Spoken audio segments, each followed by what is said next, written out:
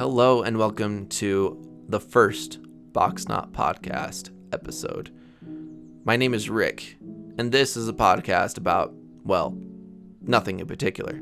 Only everything hobby related and anything I've done within the past month or week whenever these come out. I don't know when or where, what, how things are happening. This is my first episode. And before you, in the video version of this episode, is me working on my pile of shame. And this is what sparked this idea, was I have these models. I almost call it a shelf of shame. Because once you get a 3D printer, oh boy, you thought your pile of shame was bad now when you had disposable income or maybe a little bit of spare buckaroos. When you have a 3D printer, the models just pile so fast. And it's so important to pace yourself. And I have this shelf of shame. And so I thought, how can I conquer this shelf while not just becoming a model building channel, while also finishing unfinished models that are halfway done and also entertaining you guys? And this is what I came up with. So yeah, this podcast is about hobby stuff. And we're going to kind of talk about the beginnings. That's what we're going to start out with. Believe it or not, I am going to do minimal editing in this. So you're going to hear me slip up. You're going to hear me make mistakes. You're going to hear me stumble. Most of my videos are not heavily edited, but the takes are really formulaic in a sense. So yeah, you're going to kind of figure that out. Because I want these podcasts to be pretty laid back. So yeah, we're going to talk about the beginning of the channel. When we started back in, I think it was October or November. I think it was it was the end of November is when we first started. And we released our first very pretentious episode called You're Going to Suck. How to improve model painting or something like that. And it was an Astra Militarum heavy weapons unit. And it is by far my best looking Militarum weapons unit. Like, these little guys look so good compared to everything else on the board, aside from the tanks. And it makes me kind of want to go back through and paint all my Militarum that way. But that takes a lot of time and effort. And as we know, if any of you play the game, infantry models don't last that long on the board. So the whole idea is, like, why would you paint them that well? Unless it's just for you and you just feel like doing that. But if you have, like me, 90 models of infantry and some people have like 120, it's not worth the time. It's just not. There's no way. Not unless you want to play the insanity game, you know. But yeah, that was the first video, and I haven't looked at it. I have not looked at it since, because I just don't want to. I know it's bad. Oh, actually, that's not the first one. This is the second one. Technically, so this is a behind the scenes.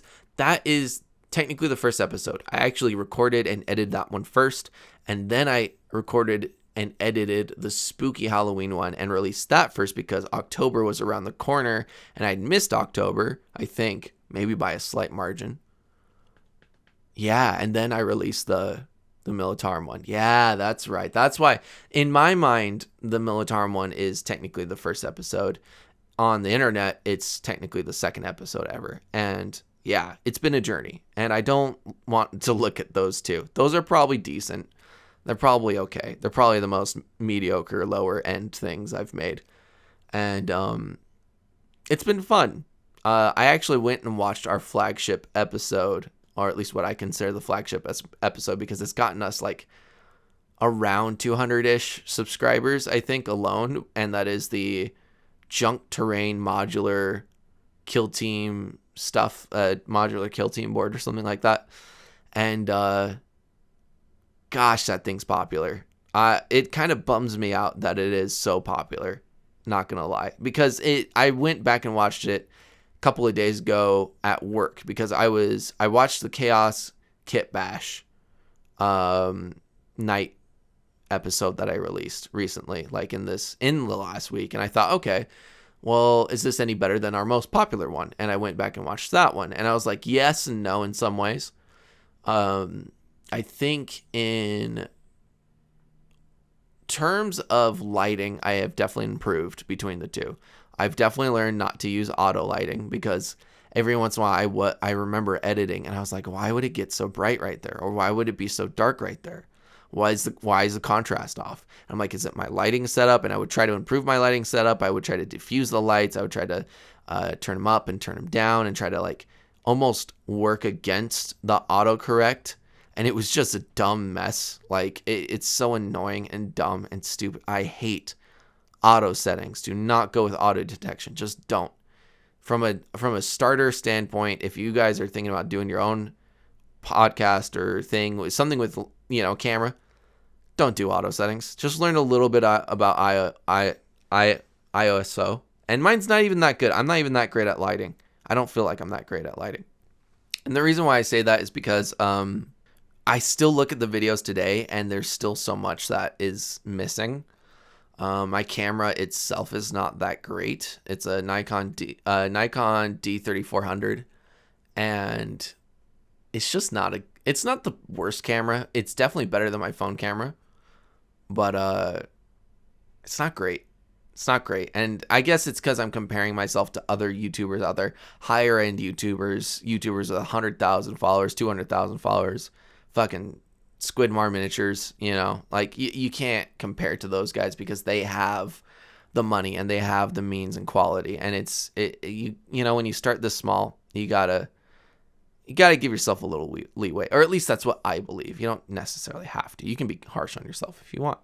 But yeah, looking back and kind of comparing the first video to now is a good one. I've learned how to cut things more often. I've learned how to get more angles. I've learned how to be slightly more cinematic, I think. Music quality has improved because I've subscribed to a music subscription, which is nice. The downfall of that is once I cancel the subscription, they can copyright every single episode that has music in it, which is a little terrifying. And I thought, how could I counteract that in the future? And I was like, well, I have 12 episodes out now.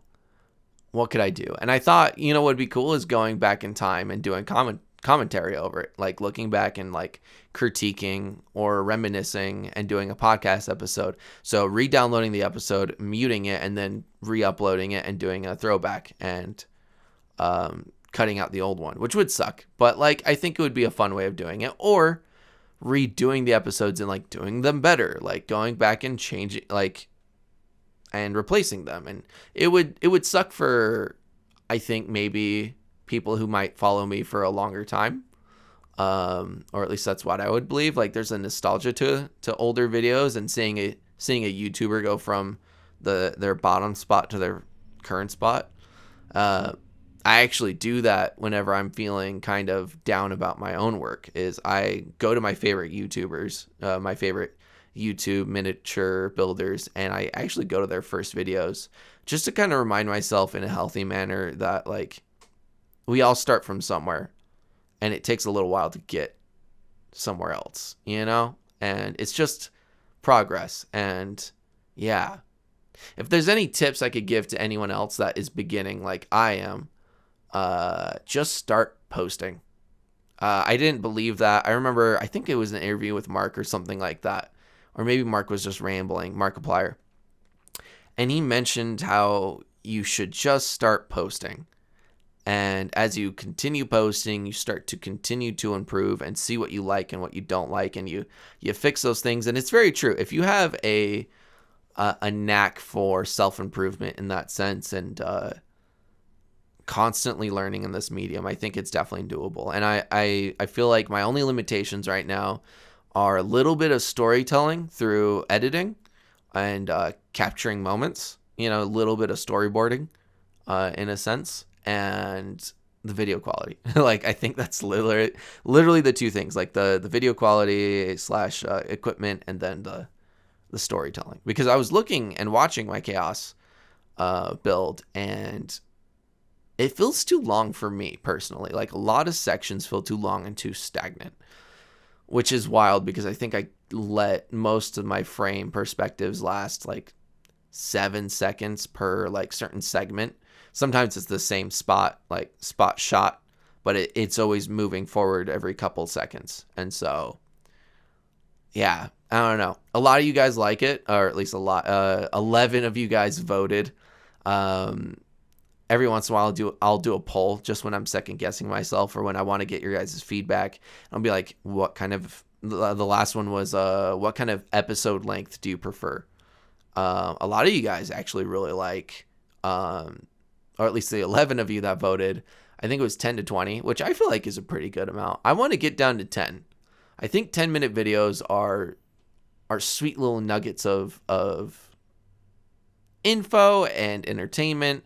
For me, I really like the 10-minute length. But yeah, there's a lot that goes on into every video I've done. Like, there's a lot of time. The idea every time I go down to edit a video and it breaks it down into 10, 20 minutes, it kills my soul a little bit because people will only ever see the highlights of the work. And I hope everyone knows that there's a lot of work that goes into all of this. And even on a lower YouTuber end, I can't imagine when I watch the bigger YouTubers that I follow, I just go, dang, like I have immense respect for these people because that now I kind of have an idea of how to grasp the work and the quality and the time and the effort that's put into it. So pretty cool stuff. Yeah, videos and editing. Believe it or not, I've done 4 recordings of fake podcasts. Not fake, trial podcasts. I would call them that. And I've edited a whole one. The one I've edited may or may not be released because it's just out of sync with everything. It's out of time with everything. It's about 5-6 weeks back, which is a long time. And it just feels out of sync. And so it's like releasing it now wouldn't be necessary because it would feel off for me. If I was following myself, I would be like, wait, why are we talking about that right now? Like, it's been like 2 months. It's been a month, it's, I don't know. It just feels long. So I wanted to re-release a new one that was more frequent and more in the current time. So everything was a little synced up. I decided I'm also going to release these every Wednesday, middle of the week. Why? I don't actually know. It just feels right. I particularly want to upload every Sunday, actual videos. Not every single Sunday, but every other Sunday, I want to release a video. Because apparently that's when you guys are on the most. And that's when we get a lot of views and followers. And it's towards the end of the week, maybe people are sitting down, relaxing, and that's the day to reset before the week starts. And I could see people tuning in during then. I could definitely see that. But Wednesdays, we have a small little gap from like 12 to 3 where everyone kind of tries to tune in. And so that's when this will be released. And I hope to do this every single Wednesday. If I can, maybe every other Wednesday. We're going to kind of feel it out. It might be a once a week thing. It might be a once every 3. It just really depends if I have something to talk about. Because when I first began, my very first video, that Militarum one that I wanted to make my first, I actually wanted to do that as a podcast. But I had no material to talk about. I didn't have any ideas of what to talk about. I didn't have anything. It was blank. I didn't know. And now I have a lot. I have all 12 episodes that we've done. I have the new updates for 10th. I've been playing a lot of tabletop games lately. I've been inspired by a lot of music and movie pieces lately and books. And so there's stuff there to talk about. And yeah, and I think I'm just getting more comfortable with the mic, which is really important. So yeah.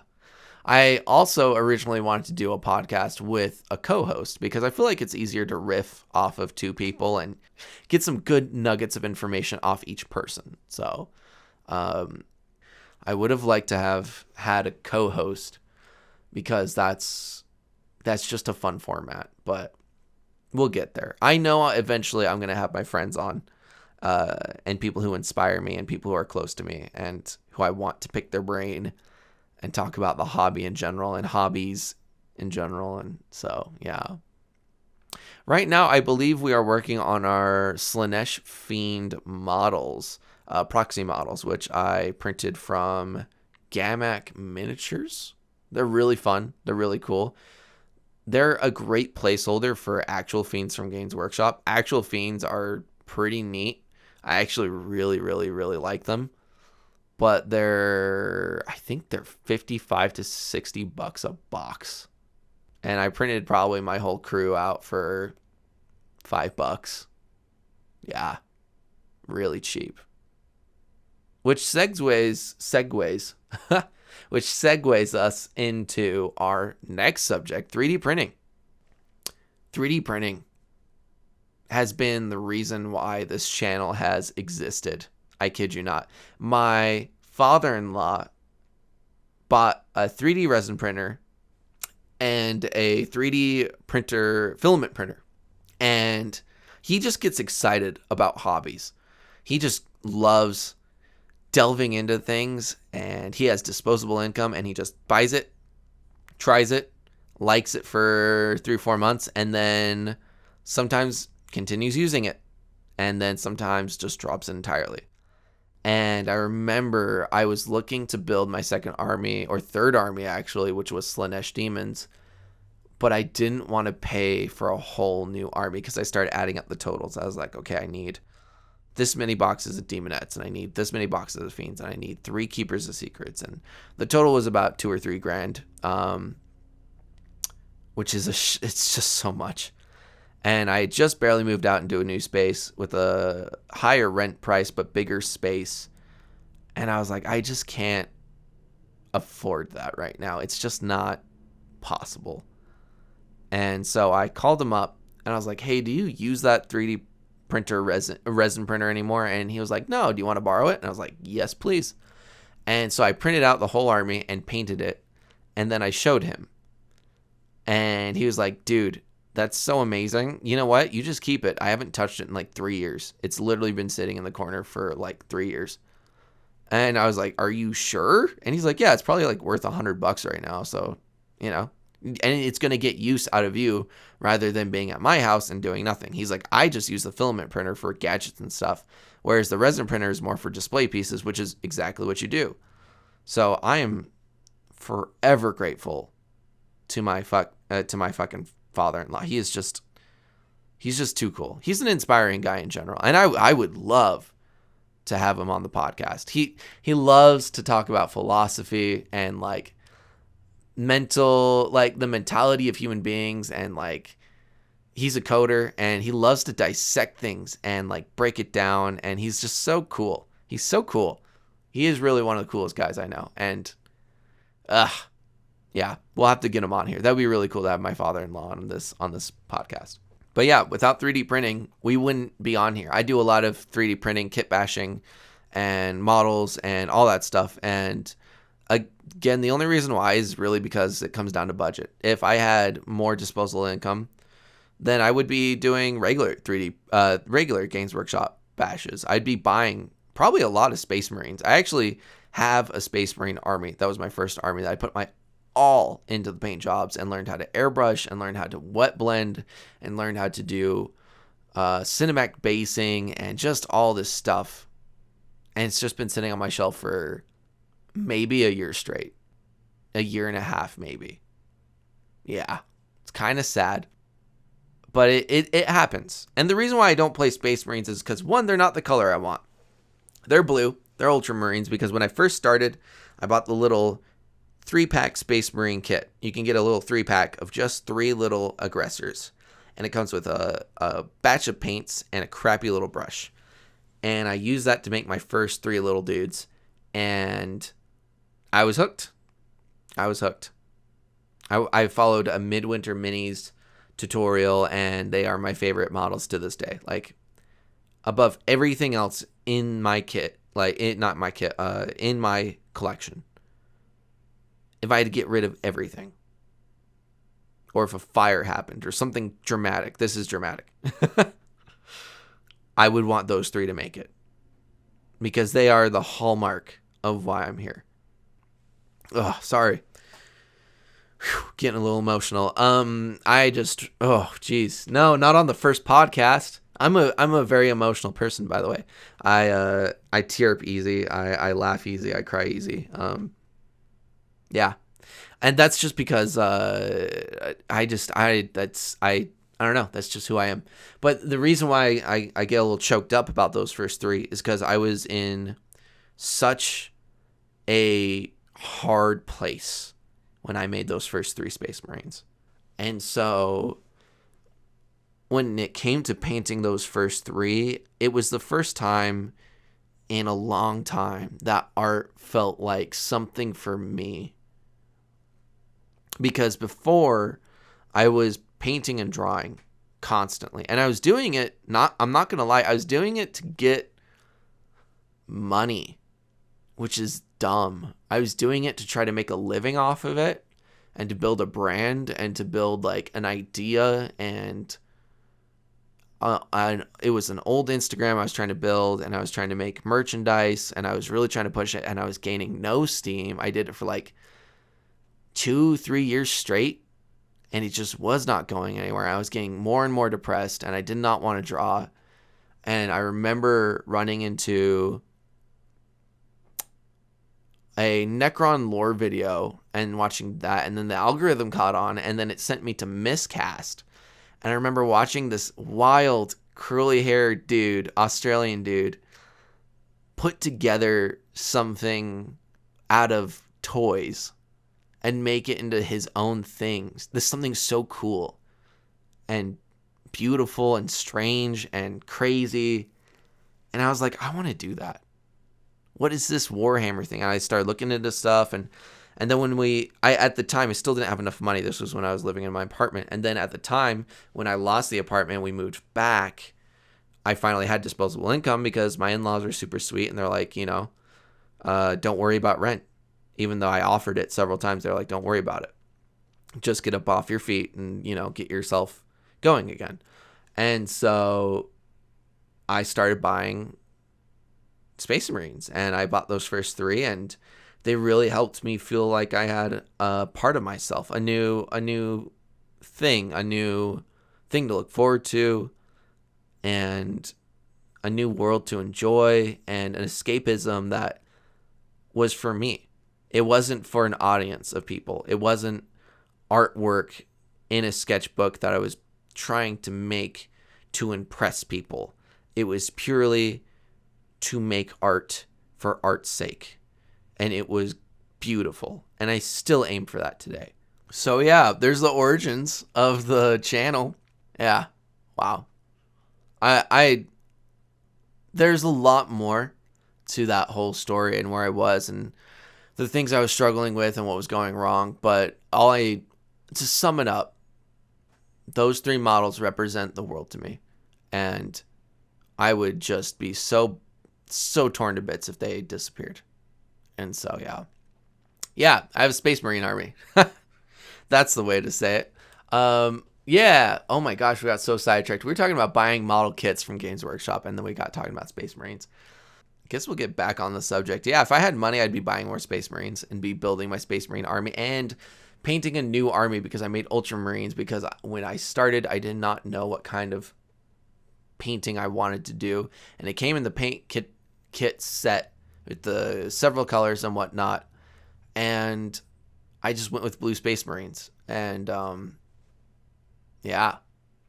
So now I have a big old Ultramarines army, which get crapped on so much. And I don't think they deserve all the crap. I really don't think they do. Yes, they're the poster boys. Yes, they're going to get crapped on. But I really don't think they're that bad. Yes, they're good at everything. But that's because GW picked an army and just said, this is the one. And I think when you actually look at the world statistic on the world's most popular color, I think it is blue. I think blue is like top. I think I remember that. Let's Google that right now. Screw it. Blue says Google. The most popular color in the world is blue. Second favorite colors are red, green, followed by orange, brown, and purple. Yellow is the least favorite color, preferred by only 5% of people. That's insane. I actually don't mind yellow. I think yellow is pretty sick. I like a lot of colors, and it really just comes down to color context. Like a yellow car, pretty rad. But I'd be down for a yellow car. I wouldn't hate it. But you won't find me wearing like yellow shoes, Like, so for me, it's context. But that's impressive. And I wouldn't be surprised if Games Workshop back in the day was like, we need a top tier Space Marine poster boy because Space Marines sell the most. What's the world's most popular color? And they're like, blue. And they're like, perfect. That's Ultramarines. Let's make them blue. I can imagine them coming together like that. Maybe it wasn't. Maybe it was just pure luck. Maybe the team's favorite color was blue at the time when they were trying to decide the favorite Space Marine. But I don't know. I don't know. Who knows? What color of new Space Marines would I do? I am between Black Templars or Imperial Fists. Imperial Fists because they're yellow, and yellow's it looks pretty badass as a worn color, as a worn out color. I think it looks pretty cool. And also they're the underdogs. I feel like Imperial Fists are kind of the underdogs. I don't know why, but I feel like they're just the underdogs for some reason. I think it's because the Lamenters. Because when I heard about the story of the Lamenters, I was like, oh, I want a Lamenters army. But I don't like the checkerboard shoulders because it makes them look like taxi cabs, and it drives me up the wall. I cannot do it. The taxi cab driver Space Marines, I can see why they get griefed on so hard by the universe. But yeah, if you guys don't know about the story about the Lamenters, go check it out. It's very, very sad. They have a very sad backstory. They're just like born unlucky. Like, people don't know why, but for some reason bad things always happen to the Lamenters. So they're always just like they're always getting shafted so hard throughout the history of 40K. And then the second army would be Black Templars. Why? Because I love the idea of super zealous, super religious, zealous, like extremist Space Marine super soldiers. It sounds ridiculous as hell to me. And then they're in the color black. I wear a lot of black, and black is so easy to paint. You can either just do pure black with like edge highlights, or you can do a shaded black if you're really brave about it. It's also known to be one of the hardest colors to do because you can either just do a flat black, or you can do a shaded black with gray tones and white tones and all this stuff. I think I would do a bit of the shaded stuff because I'm a tryhard, and it would look really cool. But yeah, it would be one of those two. And I love the color schemes and stuff. Both those are very cool. And then I thought, well, why not a black and yellow army? I was like, that'd be pretty sick too, because that would be the best of both worlds.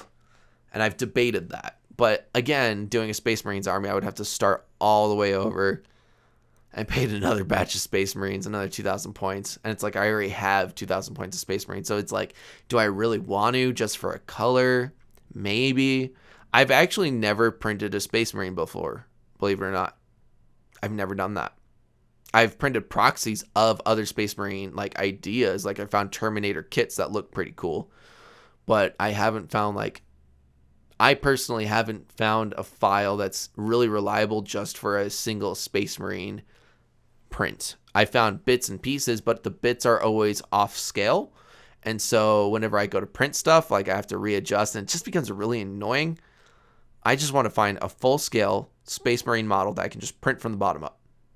That'd be super cool. But that's not that convenient because they're hard to find. Games Workshop does not want you to find those. They absolutely do not want you to find those. But let's talk about future stuff for the channel. I want to make a Patreon. And this is still in the works. I'm still figuring out. But I want to be able to give access to behind the scenes. Access to bloopers, access to maybe the podcast doesn't go so well here. Maybe we'll throw it on there. I want to give access to my Slaanesh Demonettes army because I can't really fully put that on YouTube, and maybe it'd be in a privated list. I don't know if that would even still be allowed, but there's some of the models are still they're not the most appropriate. YouTube might just freak the hell out and just be like, no, you can't do that. That's nudity. You can't do that. And it's like, it's art, dude. It's not, I'm not here to I want to show you guys the work on those things, but they're a little risky. So we're going to see what we can do about that. And I think that would be great for the Patreon stuff. I also want to give out shirts and limited edition shirts, stuff handmade, to like the top dollar tier people. I was thinking like maybe 25 or so. Of course, you'll have the lower bottom tier where it maybe will give access to a Discord and access to like a raffle maybe on the $1 tier. I don't know. I want to do raffles. I want to give away some terrain. I want to give away some possible kit bashes. I don't know if it'd be any of the official models that I've like done in the past couple months. I don't think it would ever be that way. I like my new kit bash 3D printed knights. No one's getting those. Nuh-uh, not in a million years. But yeah, I also want to be able to allow you guys to have access to voting on the next couple videos, possibly. And I say possibly, very, very, very possibly, because I am not a person who likes being told what to do. So it's like, I love you guys, but I also need to do my thing.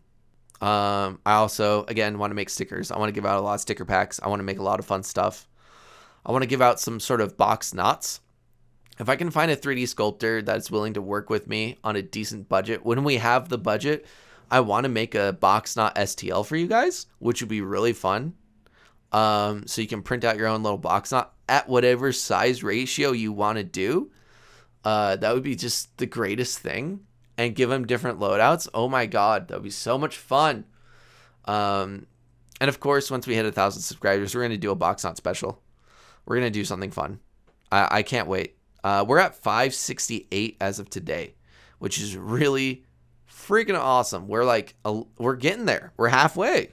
It's going to be awesome. And when we hit 1,000, I'm going to throw up the Patreon. My partner was like, why don't you put up the Patreon right now? It just doesn't feel right now. We're still starting. We're still at the lowest tier, when it comes to YouTubing. I'm nothing big. And every dollar that people contribute to the Patreon, of course, will go to the channel. It'll all go to equipment, super glue, the shirts, gifts, all that stuff. It'll all go to that. And I want to somehow show people, I don't know how we could do it, but I want to show people like what the money's being spent on. Like show a receipt like every other month, or like share on there like the share on there the load of hobby stuff that I bought that day with the Patreon money. Show you guys where it's going, so it doesn't just feel like you're spending money, because I want to show you guys you're contributing. And as the channel gets bigger, and hopefully as this becomes a full-time job, I want to contribute. We'll see how it goes. We'll see how the split goes. If I can make enough off of just YouTube, that'll just go to my living, and then Patreon goes to the patron, like the channel, and or switch it, vice versa, whichever one makes, more or less, because I got to eat at the end of the day, and I got to make sure I pay my bills. So, but yeah, and the Discord idea is a great idea. I just don't know if I would be on it a lot. Believe it or not, I'm a very shy person. I actually, for the people that follow me as friends and family, they all know what my job is, and they know I don't want to disclose that here, and I will not disclose it for a long time. But it's actually a very, very social job, and I meet and talk to a lot of people all the time, every single day. It's exhausting. And when I'm off, I don't want to talk to people, believe it or not. I don't want to engage in a lot of people unless they're people I like, unless they're people I absolutely enjoy having time with. So my friendships mean the world to me, because they just don't drain me, Whereas like my work, it's work, it's still talking to people, but it's being involved with people on a personable level and having discussions and hot topics being discussed, and like it's touchy, and it's still servicey, and it's not, and it's hard. And so when I get home, the only people I want to talk to are my closest friends and family. And so the idea of having a Discord would probably be more on the end of when I can finally leave that job and talk to you guys, and not be exhausted by that, and get to know you guys, and have hobby hangout nights where we all paint models, and we all give each other tips, and we all help each other out with our projects. And I think that'd be really cool. I would love to have a hobby hangout night where like once a month or maybe twice a month, we do just We all hang out on a Discord chat and we just paint. And at the end of the session, we send pictures to the progress channel and stuff. And I have a couple of ideas of people who I can have as moderators. And if I could pay those guys, I totally would. And it would just be really fun. I think it'd be a really great time. But yeah, I've been talking for a hot minute now. I have a lot more to talk about. I wanted to talk about the Chaos Knights and the Tzeentch models, but we might do that next episode. So, yeah, thank you for joining me. I want to say thank you to everyone. If you are listening, if you've come from Reddit or YouTube, thank you. Because you guys are the reason I keep making content. Because you guys are willing to sit down, listen, watch, and chat. You guys are the reason why I'm here. Just interacting with you guys makes my day. You guys are all freaking awesome. As always, if you enjoyed, please like and comment down below and share with your friends. Comment down below what you might want to see next. Tell me if you liked the podcast or not. This is a working idea. This might be the only episode. This might be the second episode. I don't know. I don't know what's going on here, but it's going to be a thing. As always, thank you for supporting me and Boxnaught, and I will see you in the next video. Bye-bye.